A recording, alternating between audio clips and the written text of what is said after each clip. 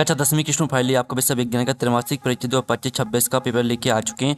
आप लोग बहुत सारे यहाँ पर कमेंट कर रहे थे कि विज्ञान विषय का पेपर लाओ, तो इस वीडियो में हम आपका विज्ञान विषय का संपूर्ण उत्तर सहित पेपर कंप्लीट करने वाले हैं। तो वीडियो को लाइक कर लीजिए, चैनल को सब्सक्राइब कर लीजिए और साथ ही आपका यहाँ पर लास्ट पेपर है, तो आपका पूरा पेपर आ चुका है और साथ ही 75 नंबर लाना चाहते हैं तो इस वीडियो को आपको ध्यान से देखना है और इस वीडियो को आप अपने दोस्तों तक शेयर कर दीजिए। समय आपका 3 घंटे रहेगा, पूर्णांक 75 अंक रहने वाला है। निर्देश आते हैं, सही प्रश्न हल करना अनिवार्य है, तो आप निर्देश यहाँ पढ़ लीजिएगा। अब चलिए जो आपका पेपर है वो देख लेते हैं। तो प्रश्न पहला आता है सही विकल्प चुनकर लिखिए जो कि 6 नंबर के आपके रहने वाले हैं।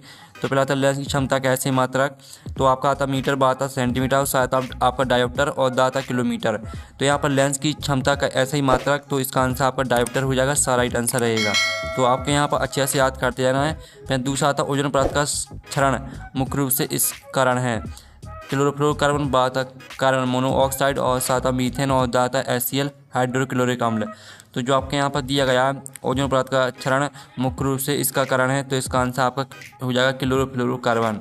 फिर आपका तीसरा आता है निम्न में से कौन सा भौतिक परिवर्तन नहीं है, तो आपका था नमक का पानी में घुलना और बाता LPG का दहन, साथ बर्फ का पिघलना और दाता खोलते पानी से जल वाष्प। तो आपका था निम्न में कौन सा भौतिक परिवर्तन नहीं है, तो तीसरे का राइट आंसर आपका LPG का दहन हो जाएगा। तो आपका चौथा आता अम्लों का पीएच मान होता है 7 से कम, 7 से अधिक और 7 और दातन में से कोई नहीं।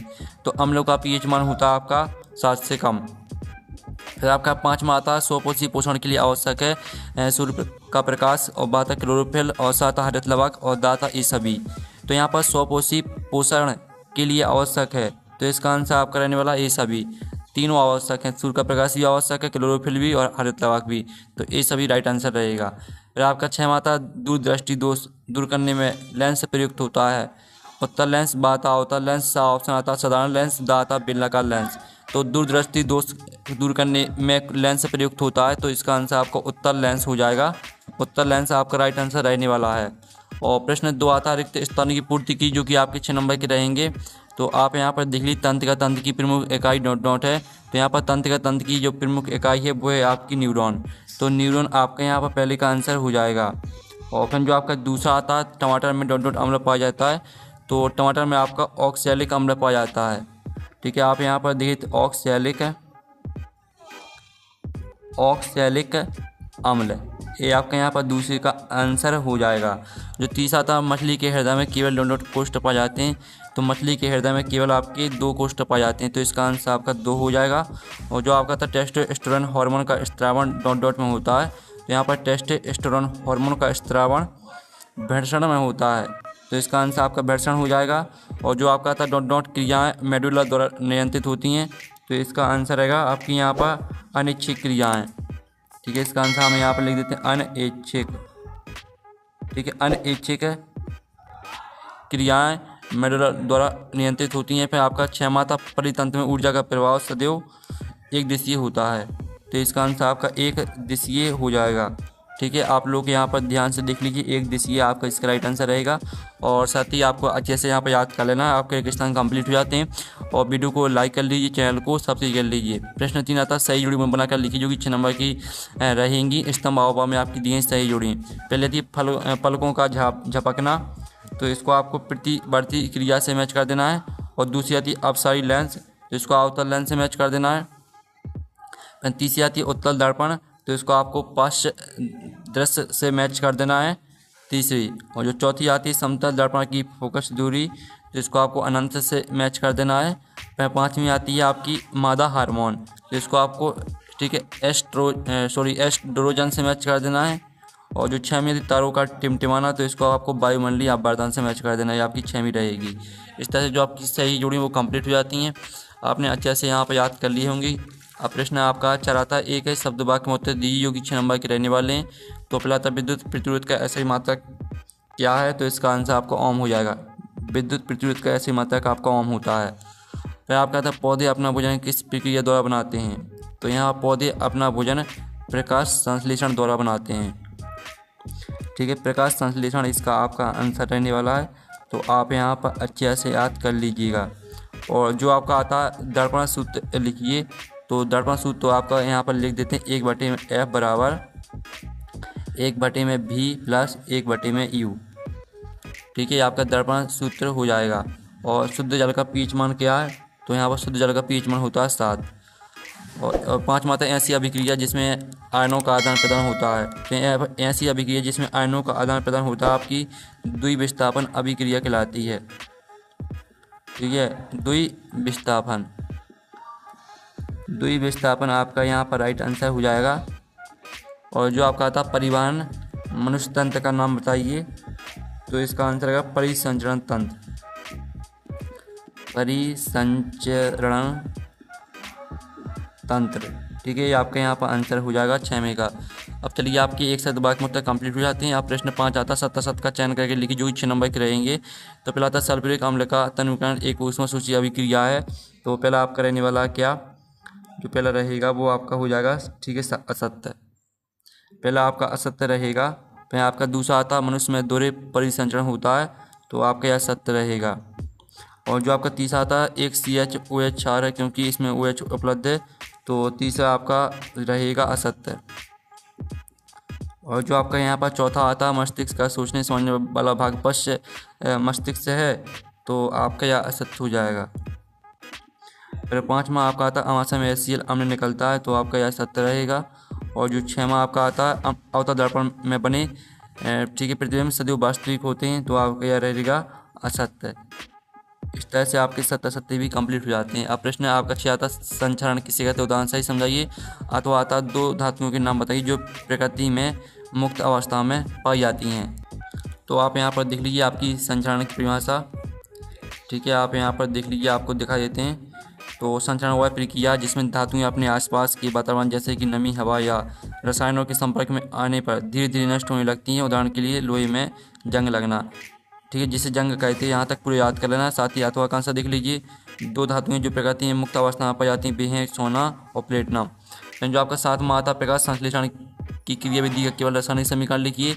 अथवा आता प्रकाश परिवर्तन के आपको नियम लिखना है। ठीक है, तो आप यहाँ पर ध्यान से देख लीजिए। अब चलिए आपके प्रश्न 7वें का आंसर हम यहाँ पर देख लेते हैं। यह आपका प्रकाश संश्लेषण क्रिया विधि का समीकरण दिया गया है। ठीक है, इसको देख लीजिए। और प्रकाश परिवर्तन के 2 नियम देख लीजिए। आपतन कोण और परिवर्तन कोण हमेशा बराबर होते हैं। आपतित किरण, परावर्तित किरण और अभिलंब तीनों एक ही तल में होते हैं। फिर आपका आता धातु अधातु में 2 अंतर लिखना है। अथवा आता 2 पदार्थ हार्मोन के नाम लिखिए। तो आप पहले तो धातु अधातु में 2 अंतर देख लीजिए। ये समानता कठोर और चमकदार होती हैं, ये समानता भंगुर और चमकदार नहीं होती हैं। ये ऊष्मा विद्युत की सुचालक होती हैं, ये ऊष्मा विद्युत की चालक होती हैं। साथ ही 2 पदार्थ हार्मोन आप देख लीजिए, ऑक्सीजन और जिब्रेलिन, ये आपके 2 पदार्थ हार्मोन हो जाएंगे। तो ये आपका 8वें क्वेश्चन का आंसर, ये आपका 8वें का अथवा का आंसर। फिर आपका 9वां आता वायु में जलने से पहले मैग्नीशियम रिवर को साफ क्यों किया जाता है। अथवा आता विस्थापन अभिक्रिया को परिभाषित कीजिए। तो आप यहाँ पर देख लीजिए, आपको वायु में जलाने से पहले मैग्नीशियम रिवर को साफ क्यों किया जाता है। मैग्नीशियम रिवर के ऊपर मैग्नीशियम ऑक्साइड की परत जम जाती है, या परत मैग्नीशियम के दहन को रोकती है, इसलिए इसे जलाने से पहले रेत के कागज से रगड़कर साफ किया जाता है ताकि यह आसानी से जल सके। और द्विविस्थापन अभिक्रिया देख लीजिए और इसका उदाहरण देख लीजिए। 10वां आता रक्त लसिका में आपको 2 अंतर लिखना है। अथवा आता विद्युत धारा की परिभाषा देख लीजिए। ठीक है, तो रक्त लसिका में आप 2 अंतर देख लीजिए। यह लाल रंग का होता है क्योंकि इसमें हीमोग्लोबिन होता है, ये रंगीन होता है। ठीक है, दोनों पॉइंटों को देख लीजिए। और आप विद्युत धारा की परिभाषा देख लीजिए। किसी चालक में आवेश के प्रवाह की दर को विद्युत धारा कहते हैं, इसका ऐसा ही मात्रक एम्पियर होता है। फिर आपका 11वां आता अपचयन की परिभाषा लिखिए। अथवा आता उपचयन की परिभाषा लिखिए। तो पहले तो आप अपचयन की परिभाषा देख लीजिए। वह रासायनिक अभिक्रिया जिसमें किसी पदार्थ में ऑक्सीजन का ह्रास होता है या हाइड्रोजन की वृद्धि होती है अपचयन कहलाती है। और इसका समीकरण हो जाएगा CuO + H2 = Cu + H2O। और उपचयन की परिभाषा देख लीजिए। आपकी वह रासायनिक अभिक्रिया जिसमें किसी पदार्थ में ऑक्सीजन की वृद्धि होती है और या हाइड्रोजन का ह्रास होता उपचयन कहलाती है। साथ ही इसका उदाहरण देख लीजिए। और फिर आपका आता है यहाँ पर pH स्केल किसे कहते हैं। अथवा आता मिश्र धातु से आप क्या समझते हैं। तो चलिए आपका इसका आंसर भी देख लेते हैं। ये आपका यहाँ pH स्केल की परिभाषा दी गई है और मिश्र धातु से आप क्या समझते हैं, तो इसका उत्तर भी आप देख लीजिए। तो ये रहा आपके 12वें प्रश्न का आंसर।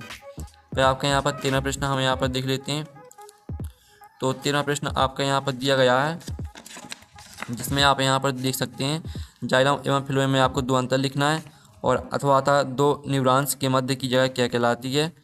ठीक है, तो आपका 13वें प्रश्न का आंसर हम यहाँ पर देख लेते हैं। तो आप यहाँ पर देख लीजिए आपका जाइलम और फिलोएम में अंतर दिया गया है।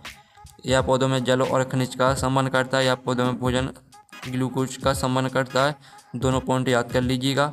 और दो न्यूरॉन्स के मध्य की जगह को सिनेप्स कहते हैं। ये आपका अथवा का आंसर हो जाएगा। फिर आपका 15 प्रश्न हम यहाँ पर देख लेते हैं। तो 15 प्रश्न आपका आता है अलैंगिक जनन किसे कहते हैं, और आपका अथवा आता है लैंगिक जनन किसे कहते हैं। ठीक है, तो चलिए आपका हम 15 प्रश्न का जो आंसर है वो हम यहाँ पर देख लेते हैं। तो आप यहाँ पर ध्यान से देख लीजिए, लैंगिक जनन किसे कहते हैं आपको यह बताना है। तो पहले तो आप यहाँ पर देख लीजिए आपका अलैंगिक जनन किसे कहते हैं, तो इसका उत्तर देख लीजिए। और ठीक है, लैंगिक जनन किसे कहते हैं, तो इसका उत्तर भी देख लीजिए। फिर आपका आता समतल दर्पण के दो उपयोग लिखिए, अथवा आता उत्तल दर्पण के दो उपयोग लिखिए। तो ये आपके समतल दर्पण के उपयोग दिए गए चेहरा देखने के लिए घर में उपयोग किया जाता है और पेरिस्कोप में उपयोग किया जाता है। उत्तल दर्पण के दो उपयोग देख लीजिए। ठीक है, आपका 15 प्रश्न का आंसर रहेगा। फिर आपका आता ठीक है 16वां प्रश्न आता है धोने के सोडे के दो उपयोग लिखिए, अथवा आता खाने के सोडे के दो उपयोग लिखिए।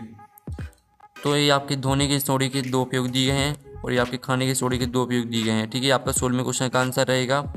फिर 17वां आता संयोजकता की परिभाषा लिखिए, अथवा आता एक प्रबल अम्ल एक प्रबल क्षार का सूत्र लिखिए। तो ये आपका संयोजकता की परिभाषा दी गई है और साथ ही इसको आप अथवा का आंसर भी देख लीजिए। आपका 17वें क्वेश्चन का आंसर रहेगा और आप इसका अथवा का आंसर भी देख सकते हैं। 18वां आता ऊष्मशोषी एवं ऊष्मक्षेपी अभिक्रिया को उदाहरण सहित समझाइए, अथवा आता विस्थापन एवं द्विस्थापन को उदाहरण सहित समझाइए। तो आप 18वें क्वेश्चन का आंसर देख लीजिए। आपकी ऊष्मक्षेपी अभिक्रिया दी गई है और इसका उदाहरण देख लीजिए, और अथवा का आंसर देख लीजिए ऊष्मशोषी अभिक्रिया, और साथ ही इसका उदाहरण देख लीजिए। ठीक है, और जो आपका यहाँ पर ठीक है दोनों के आंसर हो जाते हैं। पहले तो आप देखते हैं रासायनिक अभिक्रिया जिसमें उत्पादों के साथ साथ ऊष्मा भी उत्पन्न होती है, ऊष्मक्षेपी अभिक्रिया कहलाती है। वह रासायनिक अभिक्रिया जिसमें ऊष्मा को अवशोषित किया जाता है तो ऊष्मशोषी अभिक्रिया कहलाती है। साथ ही आप इसका अथवा का आंसर देख लीजिए विस्थापन अभिक्रिया द्विस्थापन अभिक्रिया को आपको परिभाषित करना था, तो दोनों को परिभाषा देख लीजिए, उदाहरण देख लीजिए। फिर आपका आता अम्ल एवं क्षार में कोई 3 अंतर लिखिए, अथवा आता धातु धातु में 3 अंतर आपको लिखना है। तो ये आपका अम्ल और क्षार में अंतर दिया गया है। स्वाद में खट्टे होते हैं, स्वाद में कड़वे होते हैं। ये नीले लिटमस को लाल कर देते हैं, ये लाल लिटमस को नीला कर देते हैं। इसका पीएच मान 7 से कम होता है, इसका पीएच मान 7 से अधिक होता है। और साथ ही धातु अधातु में 3 अंतर देख लीजिए। फिर आपका आता है यहाँ पर धामनी एवं सिरा में कोई 3 अंतर लिखिए, साबुन एवं अपमार्जक में 3 अंतर लिखिए। तो आप यहाँ पर देख लीजिए आपका धमनी और सिरा में 3 अंतर दिया गया है। तो आप यहाँ पर देख लीजिए धमनी सिरा में अंतर, और ये आपका साबुन अपमार्जक में 3 अंतर दिया गया है। तो स्क्रीनशॉट आप ले लीजिए और वीडियो को लाइक कर लीजिए, चैनल को सब्सक्राइब कर लीजिएगा। फिर आपका आता है मनुष्य के पाचन तंत्र का स्वच्छ नामांकित चित्र बनाइए, अथवा मनोहृदय का स्वच्छ नामांकित चित्र बनाइए। तो जो चित्र है चित्र आपको आपकी बुक में मिल जाएंगे। ठीक है, आप देख लेना। प्रश्न आपको हमने बता दिया, चित्र आपको अपनी बुक में देख लेना है। ठीक है, 22 मात्रा निम्नलिखित के रासायनिक सूत्र लिखना, प्लास्टिक और पेरिस, खाने का सोडा, धावन सोडा, सीमेंट।